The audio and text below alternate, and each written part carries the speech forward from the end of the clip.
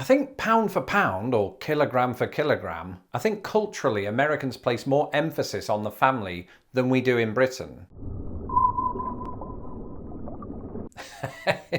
Hello! I think we all know by now that Britain and America have many cultural differences. If they didn't, I wouldn't have a job. I'd have been made redundant / laid off. And as I continue to find, a lot of those differences manifest themselves at this time of year during the holidays. As we saw on day one of Vlogmas, a lot of these differences come in the form of language, others in the form of food, and many others in the form of tradition. And that last one really got me thinking, because there are a lot of Christmas traditions that Britain and America do differently. And I thought that now would be a better time than any, because I'm not going to make the mistake of doing these videos during the summer again, to do a series of videos looking at Christmas traditions that I only encountered after moving to America. And today's topic is a tradition that Americans know well: Christmas cards. Now, I can already hear the sound of you frantically typing on your keyboards. Lawrence, are you telling us that you don't have Christmas cards in the UK? No, because that would be a gravy boat of lies. Of course we send Christmas cards in Britain. In fact, just to give you a bit of perspective on that, let me take you back to my childhood.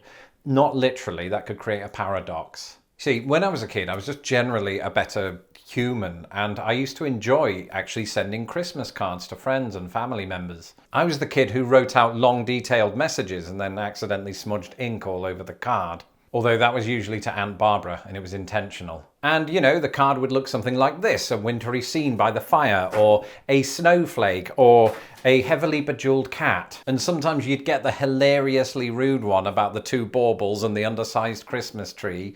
I got a lot of those. And that was about it. And then when I moved to the United States and I saw the greeting card aisle at Target, I saw a selection of cards that were not unlike those that I grew up with in Britain, except that the tree was bigger and the baubles were shiny. But then as we got closer to Christmas, we started receiving cards from family members. Some clearly sent the same generic card to everyone. Others evidently had a wide selection pack. And then there was this new third type of card giver that I'd never encountered before. And that was the family that sends Christmas cards with themselves on the front. Now, for my British viewers who might need an example of what I'm talking about, I didn't want to use the exact cards in question because those family members are watching. So instead, I cobbled together a not very good one of my own.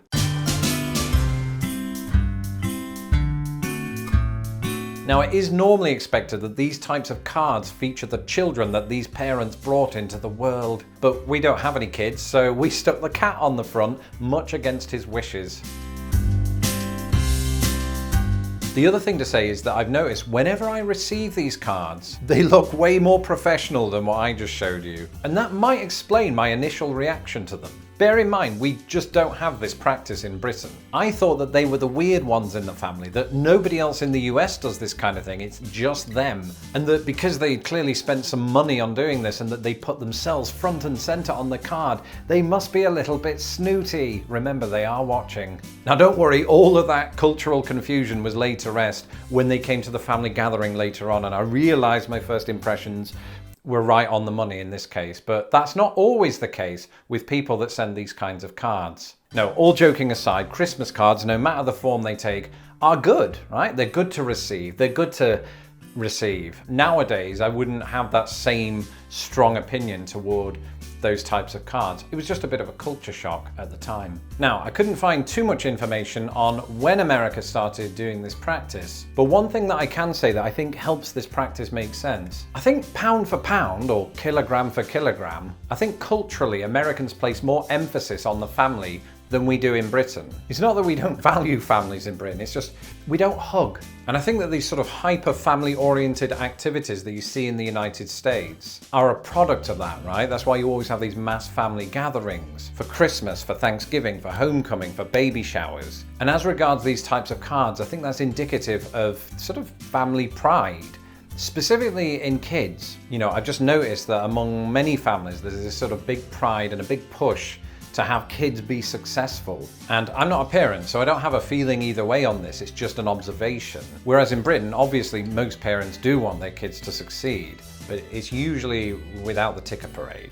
You know, we don't come at it from the point of view that any kid can become the leader of Britain. And so I think we'd struggle with the notion of putting ourselves on Christmas cards. I mean, it's hard enough for most of us to get the motivation up to send them, but you know, when we do, they're gonna look like this. Or this, not that one. That's it for this episode. I want to hear in the comments below from people that do send Christmas cards with their families on it. I'm Lawrence Brown. You can follow me on Twitter, and if you're nice, I might post my own Christmas card there. Don't forget to subscribe to my channel so that you don't miss any more Vlogmas videos, and a big shout out to my patrons who of course make these videos possible. If you would like to become a patron of Lost in the Pond, you can do so today at patreon.com/lostinthepond. Until tomorrow's video, goodbye.